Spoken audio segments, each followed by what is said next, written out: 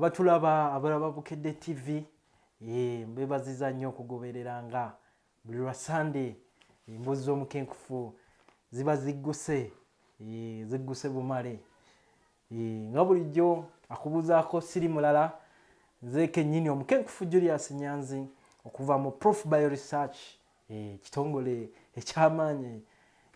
ekyamaanyi wano Uganda ne mu nsi yonna ekisimbye amakanda wali ku Hotel Equatorial kisenge 152 level ey'okubiri awo tusanga era tuzze tutambulira ddala bantu basinga basanyufu bagoberera emboozi z'omukenkufu ate abasinga bayize n'abalala bazudde bye babadde batamanyi bebaziza nnyo okulaba mwebale kugoberera era nammwe abagoberera ag'omu mpapula waliwo abantu baffe abagoberera ag'omu mpapula wiiki eno abasiraamu bakulisa idi eyo ey'okusala ebisolo mwebale kugiyitamu bulungi era olwokusatu luno nalabye nga bagamba nti emboozi z'omukenkufu kozesa buto wa Kakomera okuzibukula amawuggwe gwe gwabadde omutwe omukulu ogw'emboozi y'omukenkufu ku lwokusatu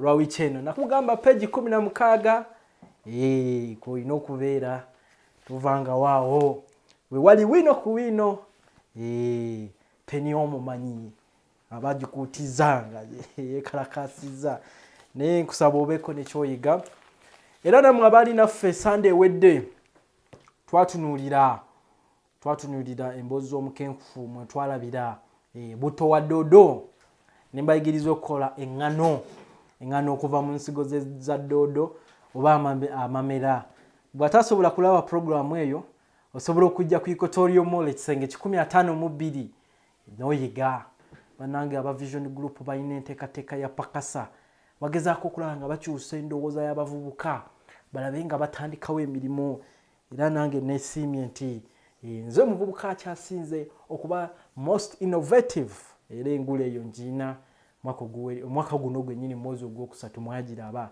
the most innovative person alive omuntu akyasinze okuyiiya nga akyassa kitiibwa kyamaanyi ate saakomaawo Private Sector Foundation Uganda yampa the most innovative entrepreneur mu Uganda yonna ino ya award ngiina KCCA yampaako the most Kampala's most innovative jukirawo nali nakafuluma essomero nakafuluma Makerere University awadi tuziwangudde naye awadi tezigula mata sina wengenda nenjibalaga ne bagama mu mpamata nedda awadi tezigula mata zange mbere eyo nenzebakamu naye ng'ekintu ekikulu ekigula amata ge magezi amagezi g'osobola okukyusa n'obaako kyokola noonya ku mata ate nze noonywa amata ga coconut oba mu munywa ga nte sirina buzibu naye nze nenywera ga coconut era mu mbeera eyo ey'okulaba nga twongera okukyusa endowooza y'Abannayuganda kyova olaba tukwata ku bitwetoolodde buli muntu bw'alifuna ekirooto n'ava mu kibokisi bali abasajja abababirooni abazungu batusibira mu kibokisi ekyobutalowooza ne batulekera endowooza eno egamba nti buli kintu kirina kuva wabweru nga ne tajiri ka Mothers Union mukategeera bulungi nnyo abakyala naddala baakula ne bawola shepu ng'ayina yabo bwe bambala ogenda okulaba nga buva bweru neweewuunya noweebuuza nti ffe abalima pamba lwaki ne ka Mothers Union katulemye okutunga lwaki akaleega tukyakafuna nga kalimu chemical naye nga pamba akakola siriki sanyiwa abalema n'okulunda ffe twabirundanga wano naye bitulemye okukola kyekyo ekibuuzo kyenziramu buli lwa Sunday mu mboozi z'omukenkufu era gwe yakatusooka otulaba kugamba tuulokalire tokwata ku remote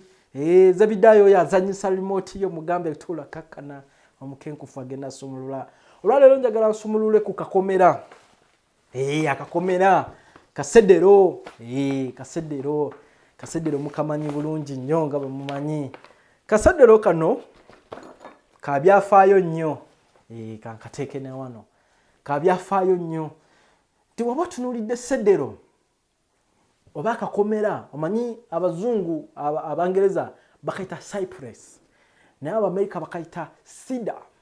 Cedar bo bakatwala mu family ya Cedar, naye Abaganda bo ne bakatuuma Cedar. Era bakatuuma akakomera olw'okuba nti endwadde zonna ezaalumbanga amaka zaakomangaawo mu kakomera. Si bye bino bimuzimba musajja n'azimbe ennyumba nnungi nnyo, golofa nnungi, n'ateekako gukomera bwe guti ne gubiika n'ennyumba. Bitu byano bizibu, naye tunaayiga kuzimba bikomera ebyo twazimbisanga kugamba twakolanga ekikomera ky'obukomera. Obukomera obwo bwalinga bulungi. Obukomera obwo bw'oba obutunuulidde okutandika obuleeta mu maka, Abajamani be baasooka. Abajamani ng'omwaka gugwako baddira ng'obukomera ne babuteeka mu nnyumba, kubanga baakitunuuliranga banaabwe oli ajja kujja n'ebisenyiga jja yonna ennyindo ziyiika.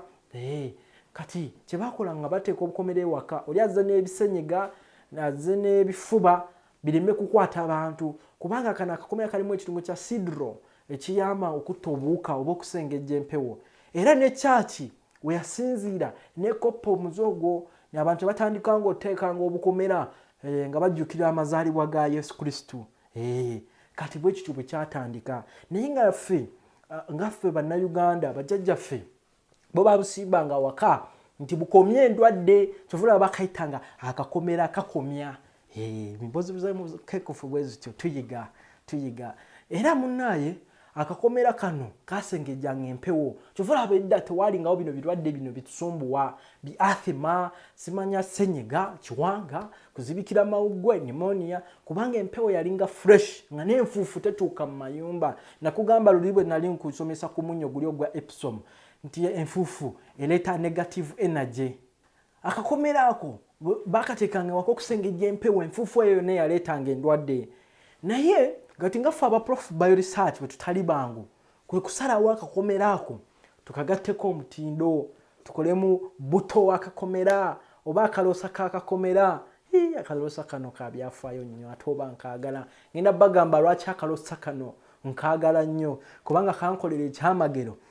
Bintu bibiri byenkoze mu nsi muno nange ne binsanyusiza. Nkoze ebintu bingi, ndowooza products ziwere 200 byenzudde n'ebintu byengasseeko omutindo, naye ebintu bibiri ebinsanyusa: kakomera, waliwo ne powder omulala bamuyita tonjatula, powder wa tonjatula oba chewers cake ansanyusa. Abali bamunyweddeko chewers cake, gogenda kakwekotorio buuzanga chewers for all cake, eri naye ansanyusa, sirimwerabira, nkoledde ebyamagero kubanga ansanyusizza nnyo. Naye ngenda kubuulira lwaki akakomera kansanyusa. Kakomera kano obutta avudde mu kakomera akola emigaso mingi nnyo. Tekisokera ddala buto wa kakomera ono nga bw'omulaba, osobola muteeka mu mazzi amatondo nga 5 noweeyoza munda. Abantu ennaku zino balya bubi, balya bitafutafu, ogenda okkakkana ng'entuuyo zaavaamu zireekaana, akamwa kaleekaana, ebigere bireekaana, ekizoosi ereekaana, kagambo naye buli kimu kireekaana, n'owulira kerere. Kati akakomera kasirisa kerere eva mu bantu. Kerere eyo ya mutawaana nnyo, eziyiza omuntu okubaako ne kyeyandyekoledde, anti buli kaseera abantu bakwesoga. Kati ogira amatondo 5 n'oteeka mu mazzi agabuguma n'onywa buto wa kakomera, ajja kwoza munda entuuyo zonna, akoze n'ekibumba. Kintu kikulu nnyo kubanga ekibumba kyaffe kirwadde. Ennaku zino mukiwulira kizimba, cirrhosis, kifuna hepatitis, birwadde bingi nnyo eby'ekibumba.